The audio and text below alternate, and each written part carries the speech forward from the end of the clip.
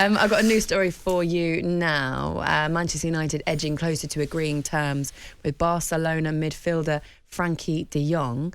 Apparently they are submitting an improved bid over 60 million.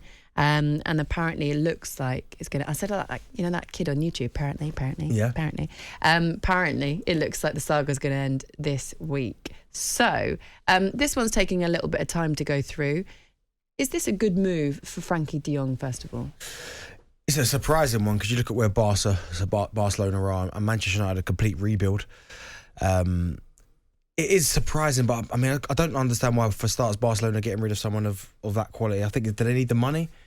But he's made it quite clear that he wants to stay. He calls Barcelona the biggest club in the world. He seems happy there, but I mean, for Frenkie De Jong, it's one of them. He's going to be dropping out of the Champions League into the Europa. So it does seem like a backward step, but he knows the manager. He knows him really well. I feel he can get the best out of him. He could be the start of this kind of rebuild that he's going to do down there at Old Trafford. So I think it's a better move for Manchester United getting a player of this quality because they need someone in that position. You look at Fred and McTominay. McTominay, I like him, tries really hard, works really hard. Fred had a good second half of the season when people because he was kind of the butt of all jokes when he Fred, but I thought he was one who stepped up the second half of the season, did relatively well. But getting someone like a Frenkie De Jong in there, I think he's a top player. I've liked him ever since I watched him at Ajax. But they need to get the job done sooner rather than later. And I hope that Manchester United are not focusing mainly on this De Jong because they're putting a lot of time and effort into getting this over the line. He's not going to solve their problems, just Frenkie De Jong. They need 2, 3, 4 players in to start this rebuild. In what positions?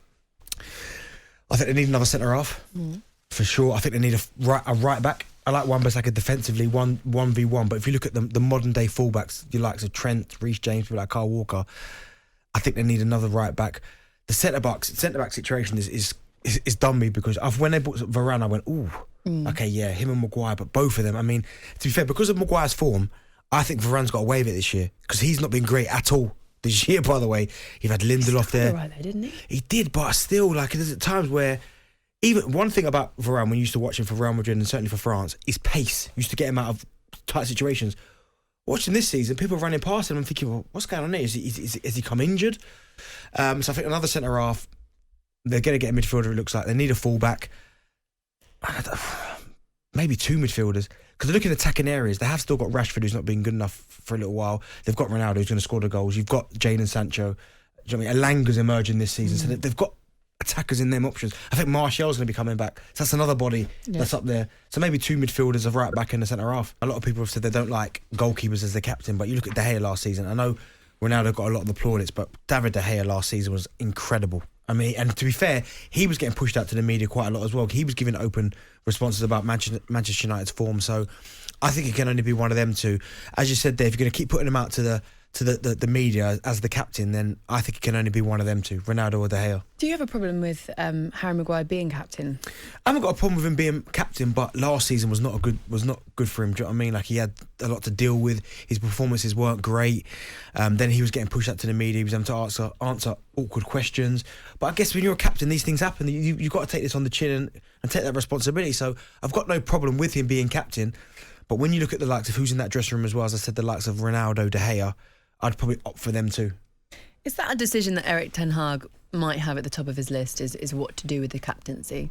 Because when you go into a new side, as a player, and you've got a new manager that's coming in, I asked this to Jamie and Andros yesterday, what do you want the manager to be doing first? What does the manager address first?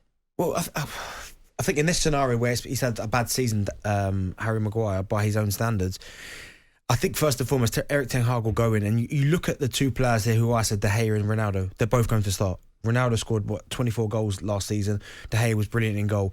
So you start with that. I'm not quite sure even Harry Maguire's going to start. So that's got to come into consideration, because if you're looking at Harry Maguire and you're thinking, I'm not quite sure he's going to be one of my first choice centre-backs, I'm going to look to try and get someone better in, then straight away he can't be your captain. If you've got any reservations about Harry Maguire as a player and whether he fits into your starting 11 or what you want to do going forward, he can't be your captain.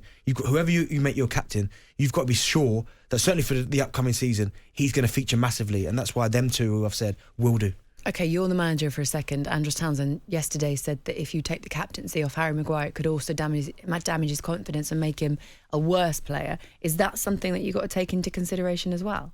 You say that, but he's been playing awfully with the armband. How much worse can he get? You take the armband off him, like that. I think that might maybe relieve a little bit of the pressure. You know what it's like? You're trying to captain one of the biggest clubs, if not the biggest side in the world. Every time you make a mistake or your positions in the wrong kind of situation, and you're getting punished for it, the cameras are on you. They're highlighting absolutely everything you do. So maybe by taking the armband off him, it might just free him up a little bit to relax and go back into playing the way that we know he can do. talkSPORT Breakfast with Laura Woods. Monday to Wednesday mornings 6 till 10. On AM, on DAB, via the talkSPORT app and on your smart speaker. talkSPORT.